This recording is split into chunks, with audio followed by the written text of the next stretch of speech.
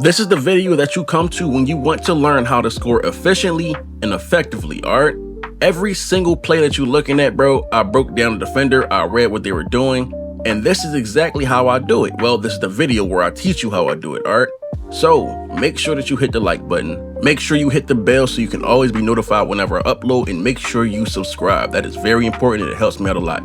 Alright, let's get into it. Now, before I get to analyzing and breaking down clips and explaining things like that to you guys, you need to understand the core principles. And this right here is what I'm talking about. NBA 2K Labs dropped a test. Now, this test handles defensive positioning with hands up, alright? So if you're on the left side, or if the defender's on the left side, and they're contesting you from that left, you have a 45% chance of being contested. Now, if they're on the right side, you have a 48% chance of being contested. And if they're in the middle, it's a whopping 50% chance of getting contested.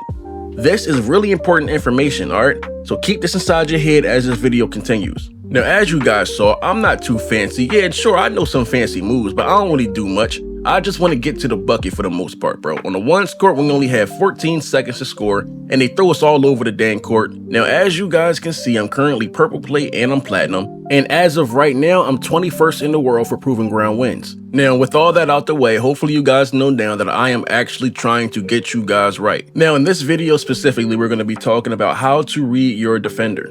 First clip and defending style we're going to break down. This one right here. Now, first thing you see me do is the momentum behind the back. I want to see how my defender is going to react when he thinks I'm going to get past him. Obviously, he's going to try to stop that, but is he going to back up some more?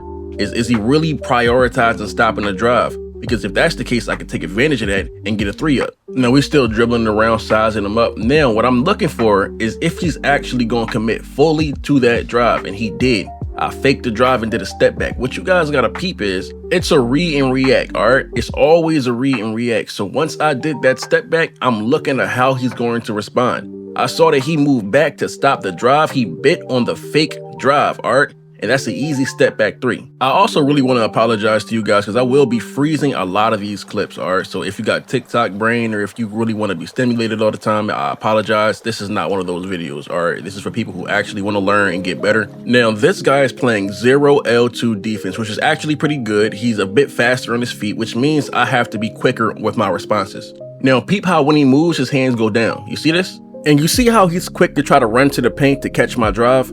That's how I know his priority is stopping me from running to that rim. He doesn't really trust my 3-ball. Now, peep how he's not really trusting me still, bro. Like the way he's running at an angle to try to cut off a drive. He does not care about my 3, which means on this step back, I create a little bit more space and it's easier to get my 3 off, which means I'm gonna force him to respect my 3-ball, which opens up a little bit more ways of scoring. That's green, open, smack the floor. Now, there's a bunch of defensive styles. Some people who just use their agility, so whenever you explode off to a certain side, they're always going to be there in front of you. And that right there is when you have to incorporate being shifty. Shiftiness is always important just to get open, period. But with some people, it's more needed than with other people. Big example is this clip, right? Just watch real quick.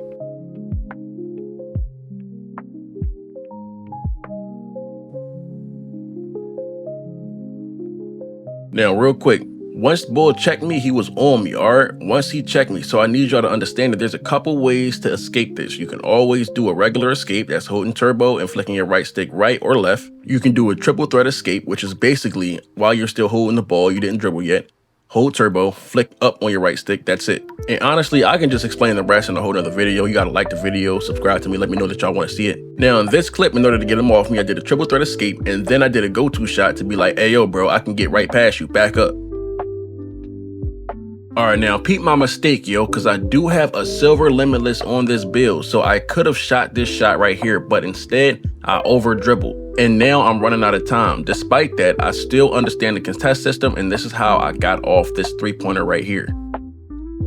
This is why it's so important to have these moves locked in and locked down, alright? This is exactly why you guys need to let me know if you guys want an advanced tutorial. I'll give you guys an advanced dribble tutorial just to get straight to the buckets, alright? I'll drop that joint. I need at least 200 likes on this video for that though. Now, I faked the run, I canceled it, and he bit. Once he bit, I pulled up. Now, peep the distance and the angle he is from me when I start pulling up this jump shot. The ball is already over my head at this point.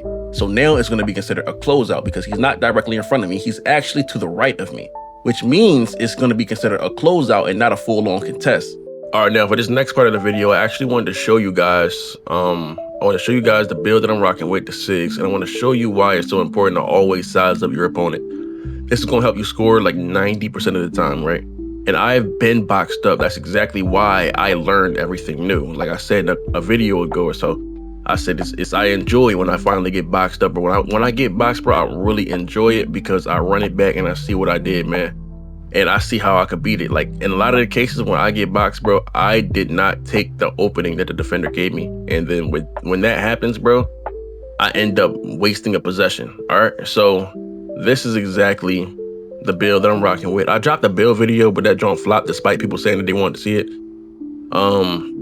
So where is my build? Oh yeah. Here's the build that I'm rocking with, bro. All right, in my 6'8". All right, so if y'all want to put this joint down or copy up the build, whatever. This is the build right here. What else? Like you see, my specialization is shooting. I'm almost done. But yeah, that's my build specialization. What else am I supposed to show? My Sigs. All right, so here are my Sigs. This is what I'm using. All right. This is what I'm using. This is my go-to shot. My pull-up that you'll see me do a little bit. And my hop jumper is actually Clay Thompson now. So I have a couple of them Jones that I use, but you know. Now, whenever you come into the MyCareer to practice, bro, always come over here and hit this little button. Tap, square to go online. I only practice online like that. And also, I only practice Pro-Am, ranked Pro-Am. All right, that's the only way you should be practicing. All right. Now, we have a couple ways to size up the opponent, all right? There's a couple ways. I like to rock back and forth. You'll see me do momentum all the time, right? I just want to see if they're going to follow me. What are you doing? Some people just spam it. That's cool too. Like, it's no issue. But I like to do moves that pull me forward and move me back. So you'll see me momentum. Just to see what they're doing, right? And once I see that they're acting a certain way, like once I do this size up and they move back to get in front of me, and if I move back, right? So you say I'm up close and I start moving back. Are they moving back quick enough? What happens if I and fake a drive, you man? What happens with that? So there's a couple moves you gotta have inside your back.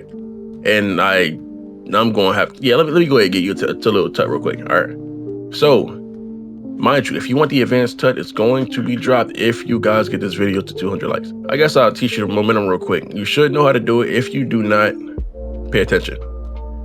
You are flicking up, then holding R2, and moving your left stick to the left if the ball is in your left hand. Boom. If the ball's in your well, if that's your ball's in your right hand, my fault. But if your ball's in your left hand, you're flicking up, then holding R2, and flicking your left stick to the right. Boom.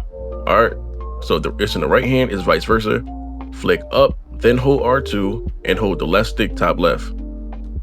Oh shoot, I messed up. But there you go, bam. So it's not hard. It's just odd. Like I said, the first time I started doing it though, it's real odd, bro. All right, it's real odd. But that's the momentum. So make sure that you have that. Once you get that down, that's like a core part of all the moves that I do to size up my opponent. So you'll see, boom, I'm momentum behind the back. Momentum everything, bro. I just want to see how they're going to react. You know what I'm saying? I want to see how everybody going to react. So the main part of sizing up is not to look good, bro. Even though some people, they do it and they look good and they're still confident with it. But the majority of the time, bro, you got to make sure you keep your eye on the opponent. All right, see how they respond to all your moves. So hit him with a huss. Is he rocking back with you? Hit him with a. Just see how he's responding. If he didn't follow you, cook him. If he didn't follow you, cook him. Some of these Jones, they don't have to look shifty. You just have to read how he is responding. That's the whole part of what you call read and react offense. That's what I'm always trying to post, bro. Read and react, bro. If I run to the left. Is he following me coming to the left, or is he bearing backwards to try to cut off the drive? Like I showed you guys inside that one clip. Is he bearing backwards? Because if that's the case, that right there is when you either quick stop like this, do a quick little step back into a quick stop, you mean? Either way, you're gonna get you a bucket off. Make sure that you're reading all of that, all right? If you guys want a part 2 to this video, you gotta let me know too, bro. Like the video, comment below, subscribe. Really hit the subscribe button, man. I'm trying to hit 10,000 followers, man, or 10,000 subs on YouTube, bro. And that will help me out a lot. But yeah, that's the majority of how I read my defenders, bro. All right, so I see what they bite on. You mean? Pause. But I see what they bite on. But anyway, man, don't forget to like the video, follow me, hit the bell. God bless. Jesus saves. Until the next one.